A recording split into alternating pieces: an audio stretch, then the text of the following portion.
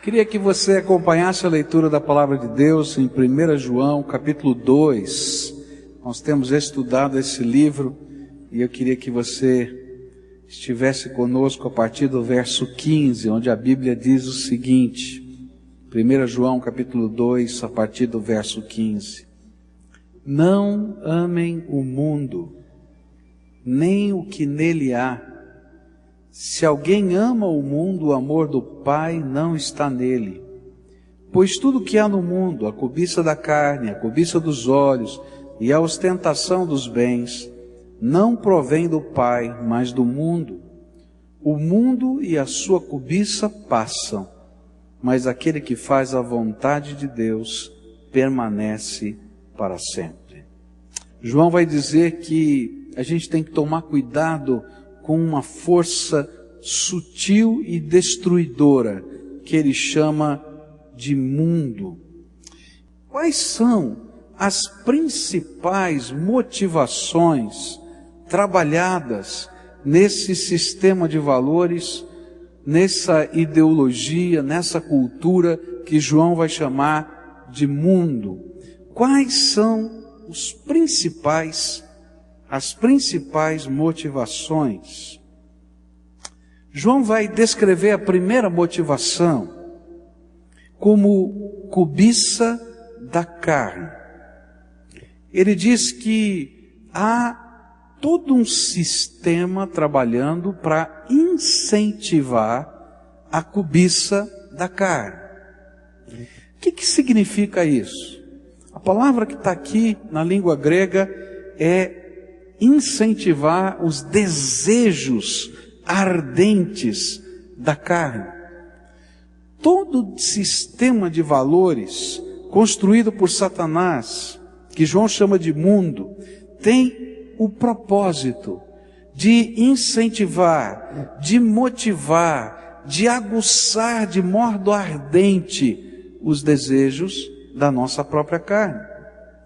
É interessante que os estudiosos têm olhado, especialmente dentro da psicanálise, dizem que existem 3 grandes motivações no ser humano.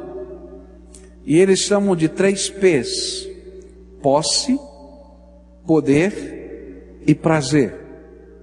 E é muito interessante porque João não conhecia absolutamente nada daquilo que os estudiosos do século XIX, século XX, tentaram delinear como as grandes motivações que imprimem a força da sociedade, que fazem os homens agirem desta ou daquela maneira. Mas é muito interessante porque esse texto de 1 João mexe exatamente com estas 3 questões que a psicanálise coloca.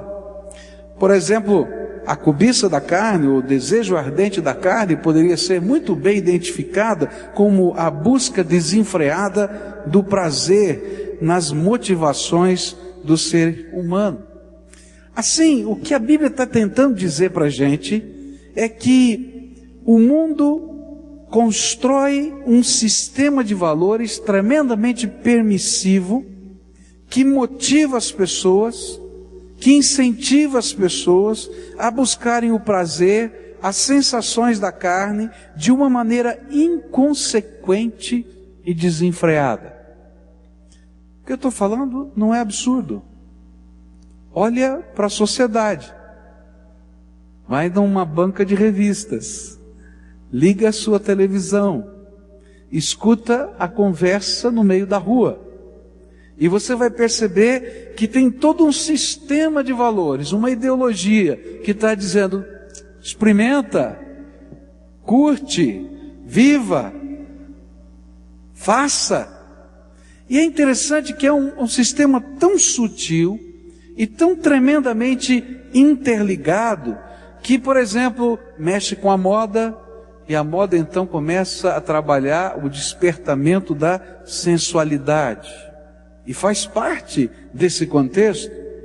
E de repente, uma ideologia que incentiva a sexualidade, a experiência sexual fora do casamento, e às vezes em idades tremendamente que a gente nem imaginaria que nessas idades eles estariam fazendo tais experiências. Meninos e meninas tendo a sua primeira experiência sexual aos 12 anos de idade, 13 anos de idade.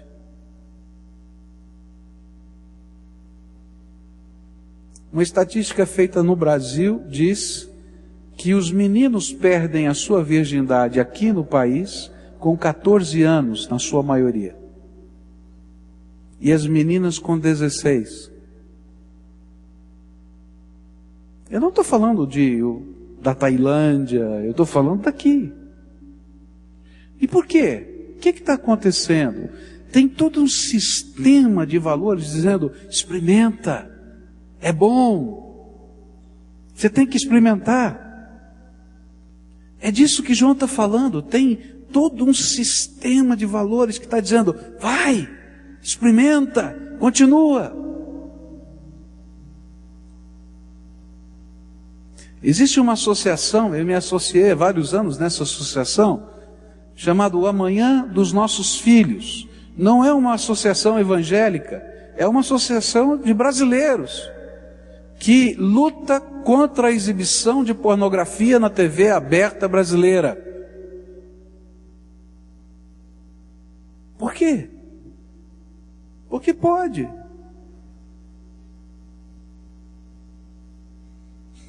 E aí a gente não entende o que está acontecendo com a sociedade, porque há uma tremenda banalização de todas essas coisas. Hoje uma das grandes dificuldades é o vício em pornografia, que começa muito cedo.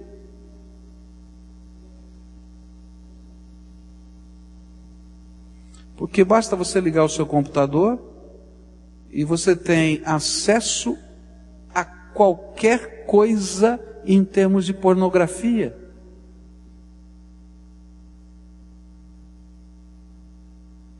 Quando estava viajando nos Estados Unidos, fui fazer uma visita na casa de uma família e achei uma coisa muito interessante. Na maioria das casas que eu visitei, o computador da casa não ficava nos quartos. O computador da casa ficava ou na cozinha ou na sala. E eu perguntei, falei, puxa vida, é tão diferente, né? Por que vocês colocam o computador na cozinha ou na sala e não no quarto? No Brasil, cada um tem o seu computador quase.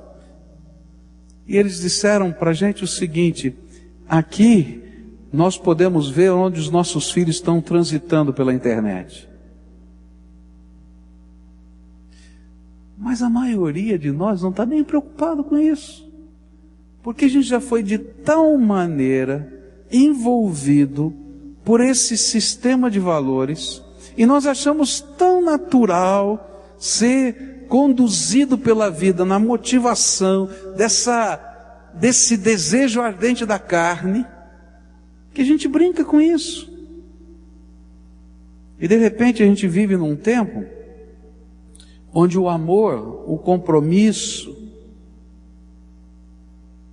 o relacionamento, a visão de importância da pessoa humana começa a ser de tal maneira banalizado que a gente vai entender amor como sexo e a gente vai entender pornografia como amor.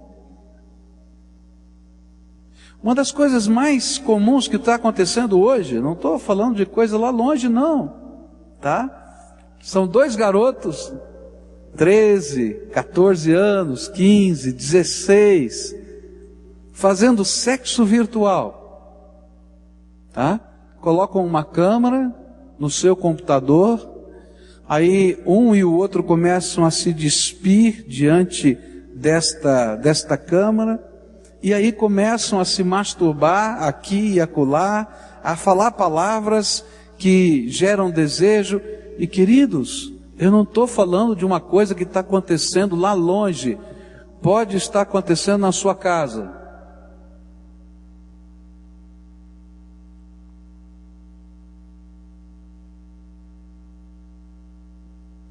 E não acontece só com criança não, viu?